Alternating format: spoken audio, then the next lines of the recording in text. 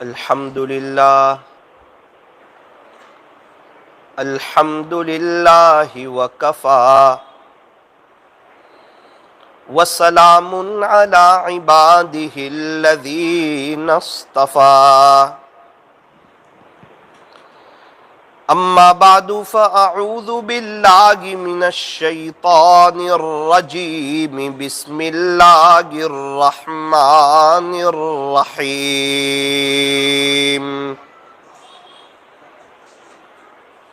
ان اولیاؤہ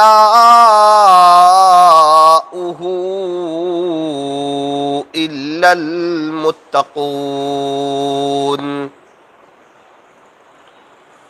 وقال اللہ تبارک وتعالی فی القرآن المجید والفرقان الحمید بل تؤثرون الحیاة الدنیا والآخرة خیر وابقى صدق اللہ مولانا العظیم وقال النبی صلی اللہ علیہ وسلم کن فی الدنیا کأنک غریب او عابر سبیل وقال علیہ الصلاة والسلام التائب من الذنب کمن لا ذنب له وقال علیہ الصلاة والسلام الدعاء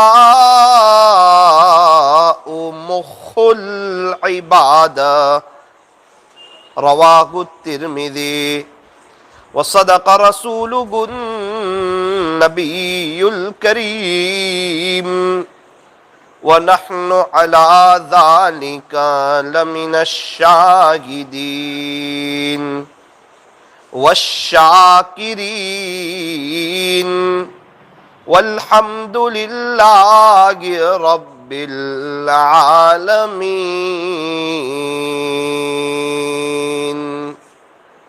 محبت سے درود شریف پڑھ لیجیے۔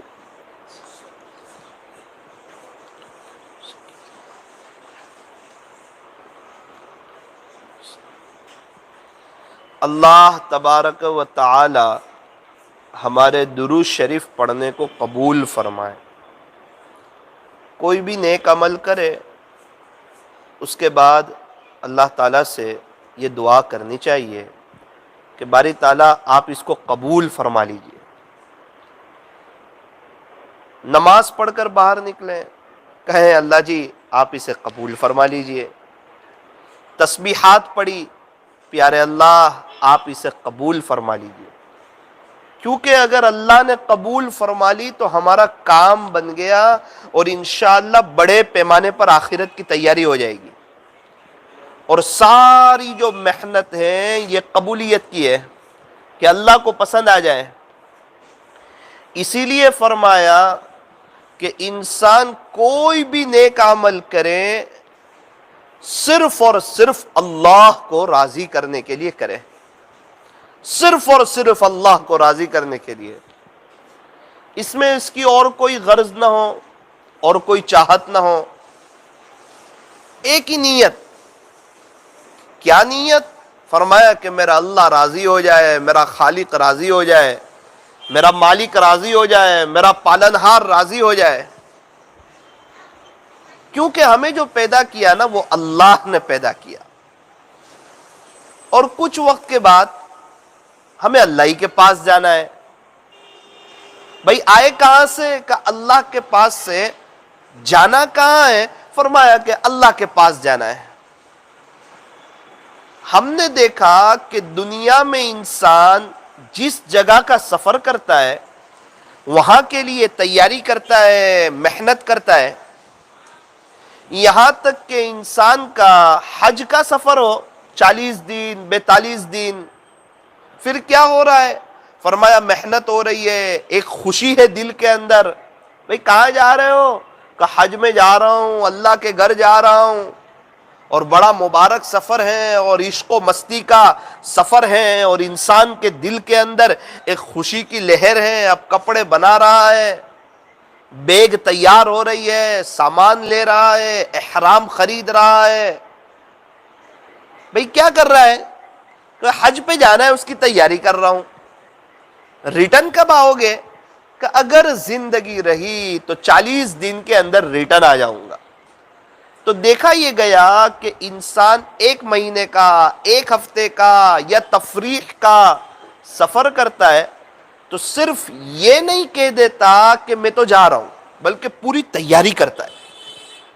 تو صرف یہ کہہ دینا کہ ہاں وہ تو موت تو آنے جو والی ہے اور میرا بھی انتقال ہو جائے گا تو کیا کام چل جائے گا؟ فرمایا نہ پھر تو فرمایا کہ اس کے پیچھے پوری تیاری، سوچ فکر، کیسے میری آخرت بن جاوے، میرے اللہ مجھ سے کیسے راضی ہو جاوے، اور اللہ کے ساتھ میرا تعلق جو ہے یہ کیسے مضبوط ہو جاوے۔ ہمارا روزانہ اپنے اللہ کے ساتھ کا تعلق بڑھنا چاہیے، روزانہ بڑھنا چاہیے، روزانہ ترقی ہونی چاہیے۔ آپ نے دیکھا ہوگا کہ جب پہاڑ پر چڑھتے ہیں تو اوپر چڑھتے ہوئے ہر قدم مشکل ہوتا ہے، اتنا چڑھ گئے، اب اوپر چڑھنا ہے تو مستقل محنت ہے۔ جب بندہ اوپر چڑھتا جائے گا، ہاں اتنا ہے کہ جتنا اوپر چڑھے گا اتنی ترقی ہوتی جائے گی، اتنی بلندی پر جاتا جائے گا، اور اتنی اس کی منزل جو ہے وہ اوپر ہوتی جائے گی۔ اور اگر نیچے گرنا ہو پہاڑ سے تو پھر تو انسان بس 1 قدم پھسلے پورا ہی انسان نیچے آ جاتا ہے۔ تو نیچے اترنے کا جو راستہ ہے یہ گناہوں بھرا راستہ ہے۔ شیطان بڑا چالاک ہے، اور ایک بات یاد رکھیے کہ یہ ہمارا کھلا ہوا دشمن ہے۔ اگر کوئی ہمیں یوں کہہ دے کہ فلاں شخص ہے وہ آپ کا دشمن ہے، صرف دشمنی نہیں کرنا چاہتا بلکہ وہ چاہتا ہے کہ آپ دنیا ہی میں نہ رہے، اس کی آپ کے بارے میں یہ سوچ ہے، یہ پلاننگ ہے۔ اب بندہ ایک دم اٹینشن ہو جاتا ہے، فکر مند ہو جاتا ہے، اور پوری توجہ اس کی طرف رکھتا ہے کہ کہیں مجھے تکلیف نہ پہنچا دے، کہیں مجھے پریشان نہ کر دے۔ حالانکہ یہ پکی بات نہیں ہے، یہ تو کسی انسان نے اس کو آگاہ کیا ہے، کسی انسان نے اس کو خبردار کیا ہے، اور یہ اس سے ایک دم چوکنا ہے۔ اور اللہ شیطان کے بارے میں کہہ رہا ہے کہ یہ کھلا ہوا دشمن ہے، پھر بھی اسی سے دوستی ہے۔ اللہ کا قرآن کہتا ہے ان الشیطان للانسان عدو مبین،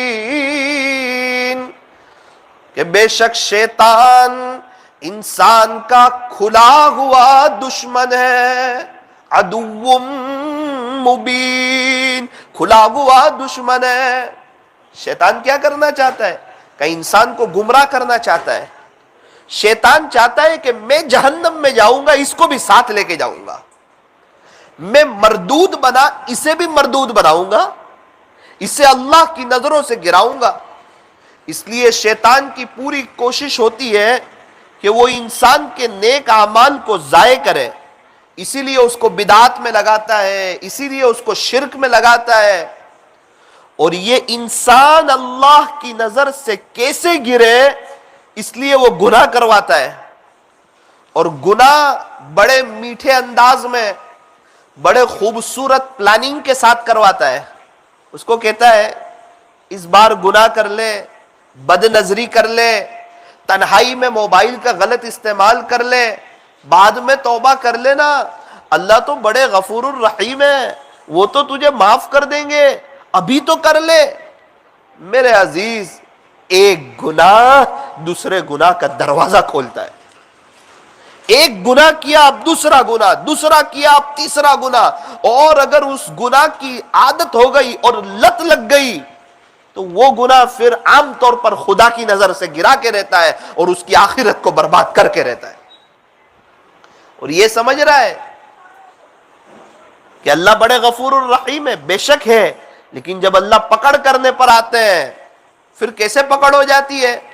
کہ ہر بار تو توبہ کر لیتا تھا، اب اللہ پکڑنا چاہ رہے ہیں، فرمایا اس کو توبہ کی توفیق ہی نہیں ملی اور اللہ نے پکڑ لیا، اور وہ گناہ کرتے کرتے مر گیا تو اپنے اللہ کو کیا منہ بتائے گا؟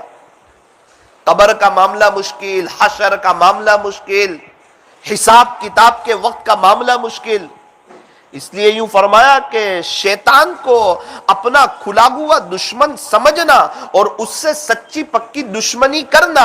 شیطان سے دشمنی کیا ہے؟ رب سے دوستی کیا ہے؟ کہ بندہ گناہوں سے بچنے کی پوری کوشش کرے، ایڑی چوٹی کا زور لگائے اور اللہ سے دعائیں کرے کہ باری تعالیٰ میں گناہوں سے بچنا چاہتا ہوں، آپ میری گناہوں سے جان چھڑا دیجئے.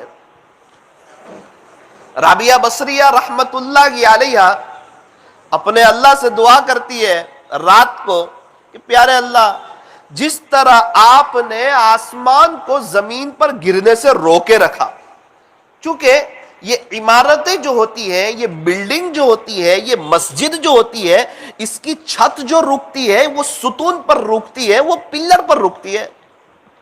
اور آسمان تو اللہ کی اتنی بڑی قدرت اور اتنا وسیع، اور کیا اللہ کی عجیب اور غریب قدرت ہے کہ بغیر ستون کے آسمان رکے ہوئے ہیں. حالانکہ بغیر ستون کے ایک جھوپڑی نہیں ٹک سکتی، بغیر ستون کے ایک چھوٹا سا مکان، چھوٹی سی دکان نہیں ٹک سکتی، اور اتنا بڑا اور اتنا وسیع اور اتنا کشادہ آسمان. فرمایا کہ نہ کوئی پلر نظر آتا ہے، نہ کوئی ستون نظر آتا ہے. یہ بغیر ستون کہ اس کو کون تھامے ہوئے ہے؟ وہ کون ہے جو اسے گرنے نہیں دیتا؟ فرمایا کہ وہ اللہ ہے. وہ کون اللہ ہے؟ وہ ہمارا خالق ہے، وہ ہمارا مالک ہے، وہ ہمارا پالنہار ہے. اس اللہ نے ہمیں بنایا ہے. اور ایک ناپاک قطرے سے، ایک ناپاک قطرے پر پورا نقشہ بنانا انسان کا. کیا دنیا میں کوئی ایسا ہے جو پانی پر نقشہ بنا کے بتائے؟ کوئی نہیں بنا سکتا. نقشہ بنتا ہے کاغذ پر، نقشہ بنتا ہے کسی نوٹ پر، نقشہ بنتا ہے دیوار پر، اور اللہ نے ایک ناپاک قطرے سے پورا انسان بنا کے بتایا. اس لیے فرمایا کہ انسان تو کبھی کسی چیز پر اکڑ نہ کرنا، تکبر نہ کرنا. تیری ابتدا دیکھ. فرمایا کہ تیرے پیٹ میں دیکھ کیا بھرا ہوا ہے. روزانہ اللہ تعالیٰ 4-5 دفعہ تجھے واش روم میں بھیج کر تجھے تیری حیثیت بتاتا ہے، تجھے تیری اوقات یاد دلاتا ہے کہ دیکھ تیرے پیٹ میں کیا بھرا ہوا ہے. اور میرے عزیزوں، جب میرا اور آپ کا انتقال ہو جائے گا تو لوگ میری اور آپ کی قبر پر مٹی ڈال کر ہاتھ بھی اسی جگہ جاڑ دیں گے. ہم کیا ہے؟ فرمایا ہم کچھ نہیں، ہم کچھ نہیں، ہم سے کچھ نہیں، میں کچھ نہیں، مجھ سے کچھ نہیں. پھر کون؟ تو فرمایا اللہ ہی سب کچھ، اور اللہ ہی سے سب کچھ. سب کچھ کرنے دھرنے والی ذات ایک اللہ کی ہے. کام کون بناتا ہے؟ فرمایا کہ اللہ بناتا ہے. ہمیں نیک کون بنائے گا؟ تو کہا اللہ بنائے گا. تہجد کی توفیق کون دے گا؟ فرمایا کہ اللہ دے گا. اشراق، چاش اور اوابین کی توفیق کون دے گا؟ فرمایا کہ اللہ دے گا. ایمان کو مضبوط کون کرے گا؟ فرمایا کہ اللہ کرے گا. خشوع اور خضوع کے ساتھ نماز پڑھنے کی توفیق کون عطا فرمائے گا؟ فرمایا کہ اللہ عطا فرمائے گا. علم نافع کون دے گا؟ فرمایا کہ اللہ دے گا.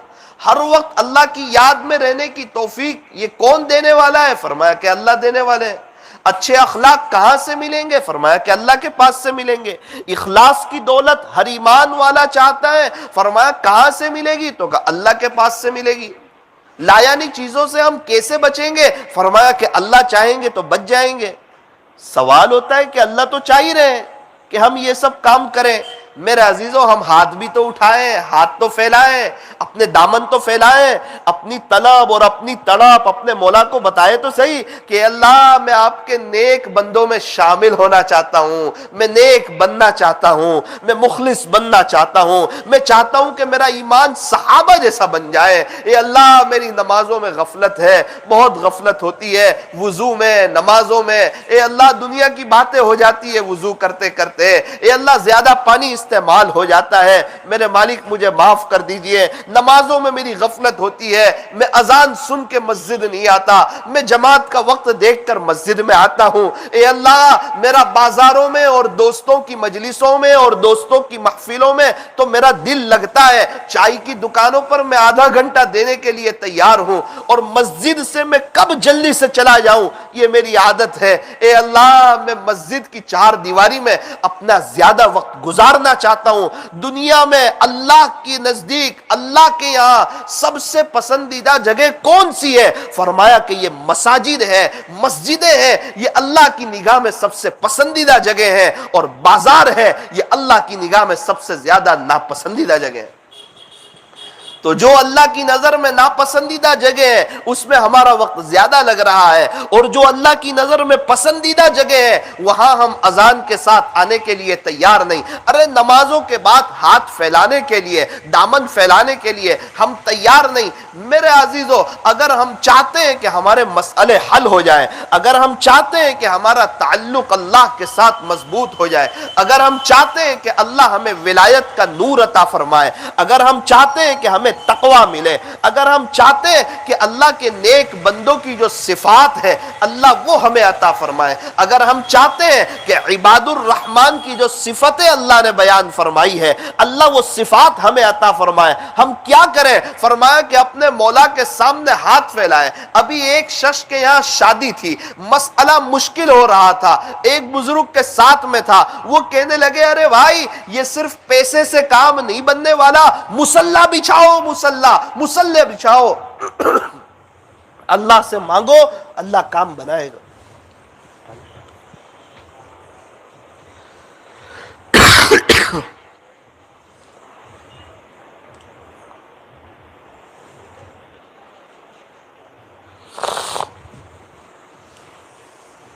تو ہم لوگ طے کریں کہ انشاءاللہ اللہ سے مانگیں گے۔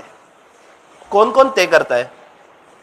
سب طے کریں، دل لگے تو بھی مانگنا اور دل نہ لگے تو بھی مانگنا۔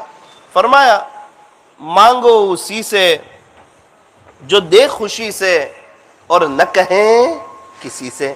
اللہ تعالیٰ تو دے کے خوش ہوتے ہیں، اللہ کو سوالی سے پیار ہے، ہم مانگتے ہوئے اچھے لگتے ہیں اور اللہ ہمیں دیتے ہوئے اچھے لگتے ہیں۔ کیا ضرورت ہے؟ کیا پریشانی ہے؟ پیسے کے لائن کی پریشانی ہے، کاروبار کے لائن کی پریشانی ہے، شادی کے لائن سے پریشانی ہے، گھر کے لائن سے پریشانی ہے، یا کوئی اور ٹینشن ہے، یا بے چینی ہے، یا کوئی ایسا گناہ ہے جو چھوٹ نہیں رہا ہے؟ میرے عزیزو اللہ پاک سے مانگے، اللہ سارے مسئلے حل کرے گا۔ یوں فرمایا اوروں کے دربار سے کیوں منتیں مانگتا ہے، اوروں کے دربار سے کیوں منتیں مانگتا ہے؟ وہ کون سا کام ہے جو ہوتا نہیں تیرے پروردگار سے؟ ایسا کون سا کام ہے جو اللہ کرنے سے عاجز ہے؟ لیکن ہمیں چاہیے کہ ہم اللہ کے سامنے ہاتھ پھیلائیں، دامن پھیلائیں، اللہ تعالیٰ کو بڑا کریم پائیں گے۔ اللہ تعالیٰ جب کسی کو دینا چاہتے ہیں پھر اس کو دعا کی توفیق عطا فرماتے ہیں، پھر اس کو ہاتھ پھیلانے کی توفیق عطا فرماتے ہیں۔ ہمیں تو یوں فرمایا کہ ہم چلتے پھرتے اپنے اللہ سے، اپنے خالق سے، اپنے مالک سے باتیں کریں۔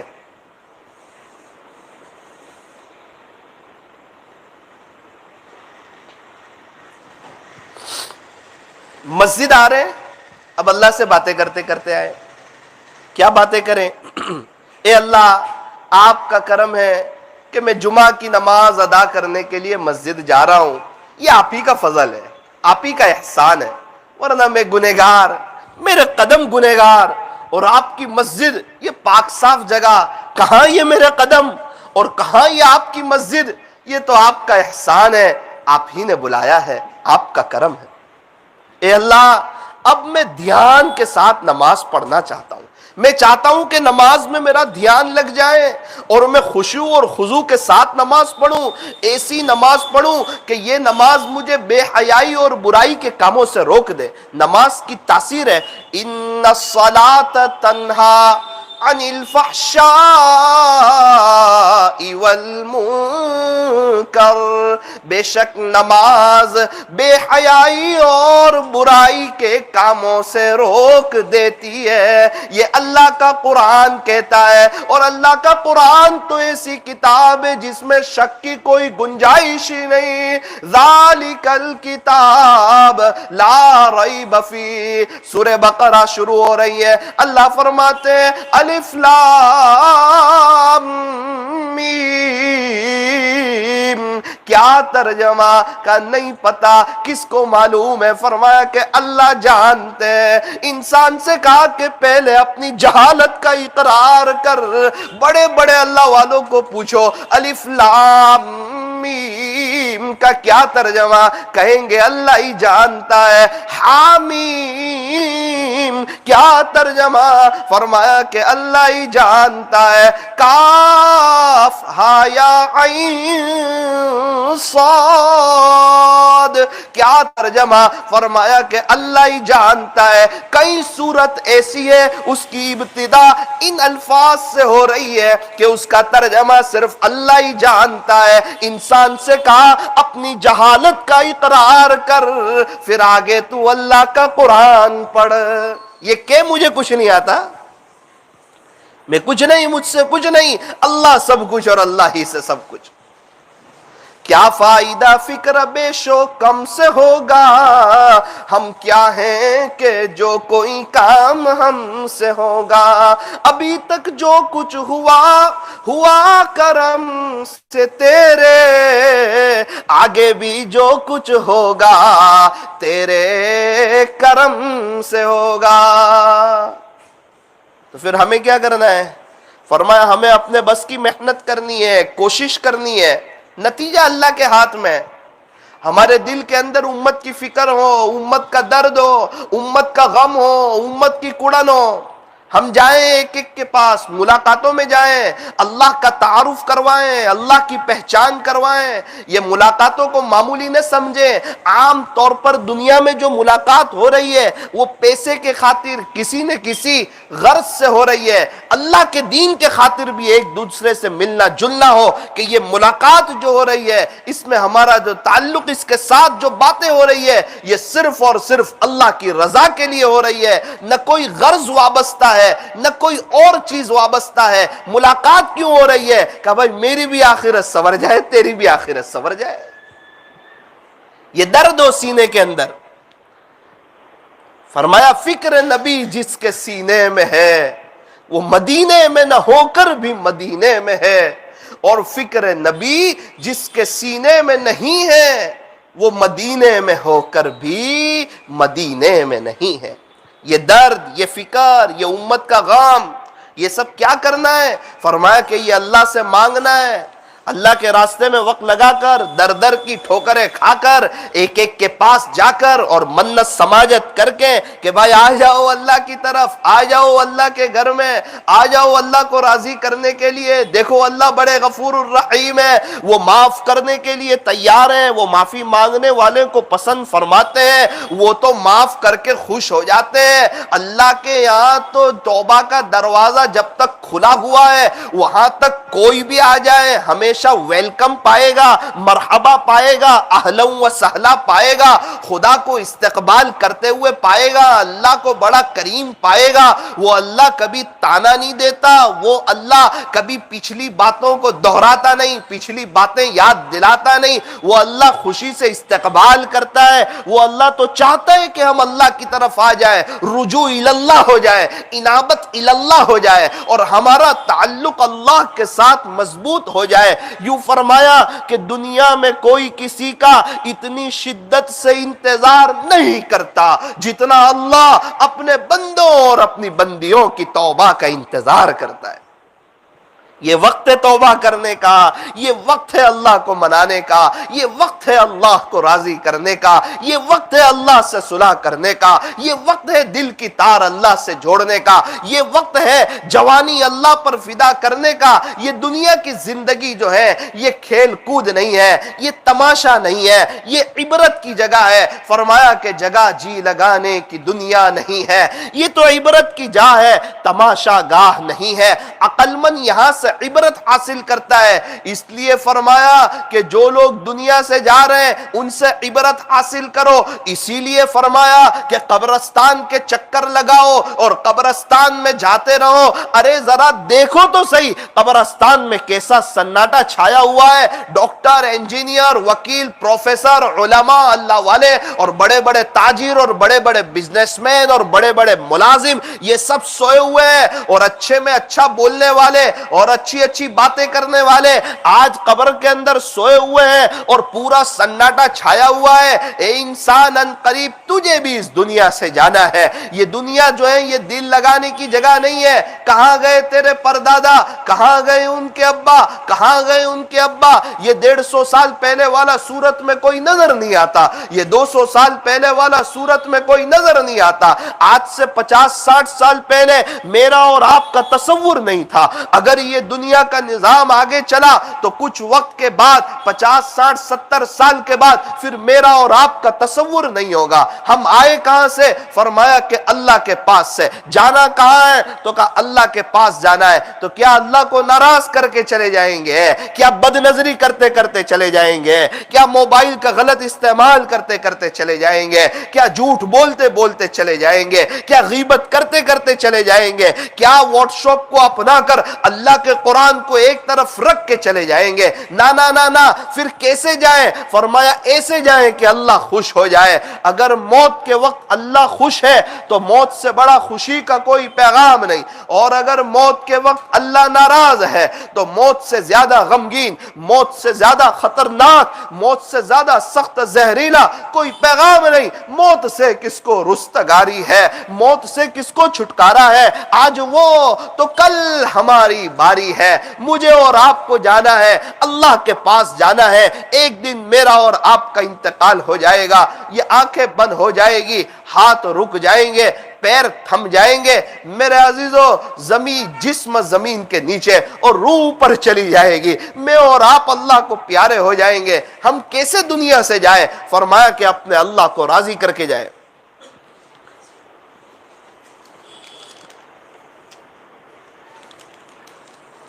اللہ کو راضی کر کے اس دنیا سے جانا. اس کی دعا کریں اللہ سے کہ باری تعالیٰ آپ مجھے حسن خاتمہ کی دولت سے مالا مال فرمائے. اللہ سے حسن خاتمہ مانگے. اللہ نے جو ایمان دیا ہے اس پر اللہ کا شکریہ ادا کریں کہ اللہ آپ کا احسان ہے، آپ نے ایمان دیا. باری تعالیٰ ایمان کی سلامتی کے ساتھ اب دنیا سے جانا مقدر فرما. میرے عزیزو، اپنے ایمان کو بنانا، اپنے ایمان کو مضبوط کرنا، اللہ والوں کی صحبت میں جانا، اللہ کے راستوں میں وقت لگانا، مسجد کو اہمیت دینا، اللہ کے دین کو اہمیت دینا، اور 5 وقت کی فرض نماز جماعت کے اہتمام کے ساتھ، صف اولا اور تکبیر اولا کے اہتمام کے ساتھ ادا کرنا، اور نماز پورے دھیان کے ساتھ کہ میں اللہ کے سامنے کھڑا ہوں، میرا رب، میرا خالق، میرا مالک، میرا پالنہار وہ اللہ مجھے دیکھ رہا ہے. اپنی نماز کو جاندار بنانا اور فجر کی نماز کا اہتمام کرنا، فجر کی نماز کا اہتمام کرنا. مؤذن کہتا ہے الصلاۃ خیر من النوم. اے لوگو، نماز نیند سے بہتر ہے. ایک قبر میں میٹھی نیند کے سونے والوں، اٹھو آؤ، اللہ بلا رہا ہے. یہ کنکوتری اللہ بھیج رہا ہے. مالدار کنکوتری بھیجے، آپ چلے جاتے ہو.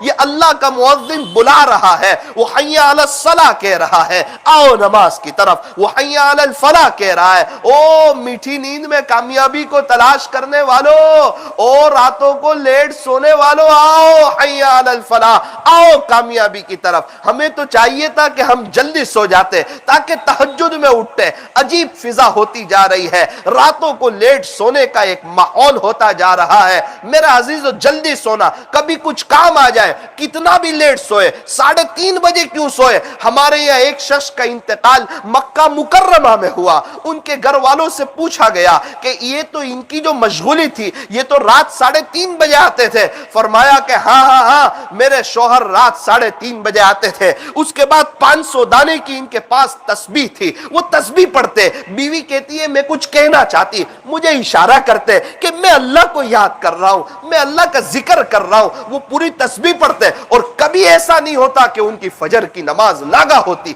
اتنا مشغول انسان جو رات میں 3:30 پونے 4 بجے سوتا ہو، اس کے باوجود بھی فجر کی نماز نہ چھوٹتی ہو، پھر کیا ہوتا ہے؟ مکہ مکرمہ کی سرزمین ہے اور روزہ رکھے ہوئے ہے، حرم شریف میں فجر کی نماز پڑھی ہوئی ہے، اشراق کا وقت ہے. بیٹا کہتا ہے ابا آپ بیمار ہو، آپ دوائی لے لو. کہتے نا نا نا بیٹا میرا روزہ ہے. مکہ مکرمہ کی سرزمین، رمضان جیسا مبارک مہینہ، اور وہ باپ اب اللہ کو پیارا ہو رہا ہے، ایمان کے ساتھ جا رہا ہے، روزے کے ساتھ جا رہا ہے، اور رمضان کا مہینہ مل رہا ہے، اور رات میں مسجد حرام میں، مکہ مکرمہ کی بڑی جو مسجد حرام میں ان کا جنازہ آ رہا ہے، اور 25-30 لاکھ کا مجمع ان کے جنازے کی نماز پڑھ رہا ہے. تقریباً شیخ ماہر نے ان کے جنازے کی نماز پڑھائی اور اما خدیجہ رضی اللہ عنہا کے قریب میں ان کو دفن کیا گیا.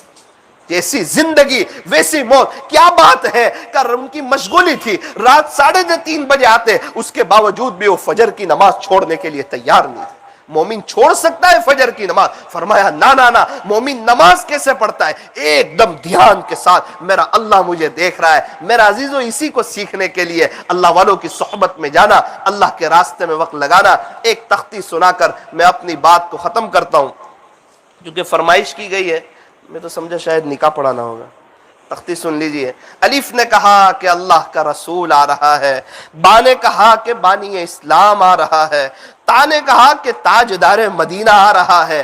سا نے کہا کہ ثروت والا آ رہا ہے. جیم نے کہا کہ جلیل القدر آ رہا ہے. بڑی ہا نے کہا ارے جناب یہ تو حبیب خدا آ رہا ہے. ہا نے کہا کہ یہ تو خاتم النبیین آ رہا ہے. دال نے کہا یہ تو دو جہاں کا والی آ رہا ہے. زال نے کہا کہ ذالک الکتاب کہنے والا آ رہا ہے. را نے کہا ارے جناب یہ تو رحمت للعالمین آ رہا ہے. زا نے کہا کہ یہ تو زمانے کا امام آ رہا ہے. سین نے کہا کہ یہ تو ساقی کوثر آ رہا ہے.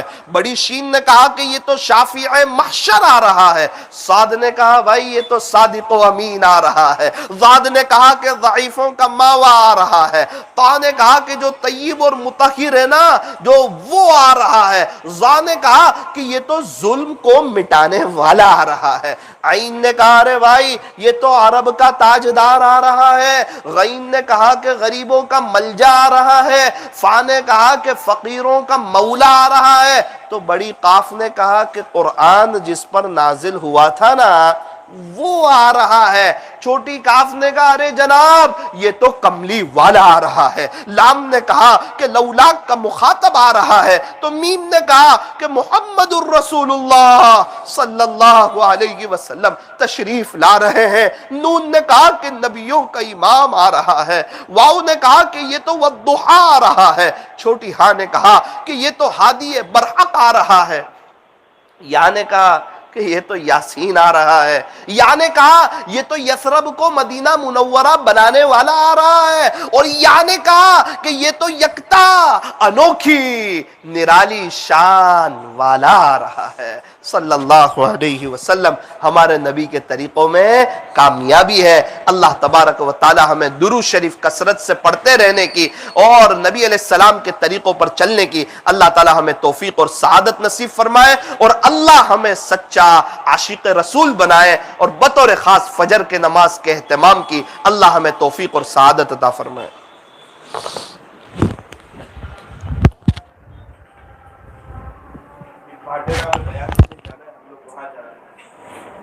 حضرت کا بیان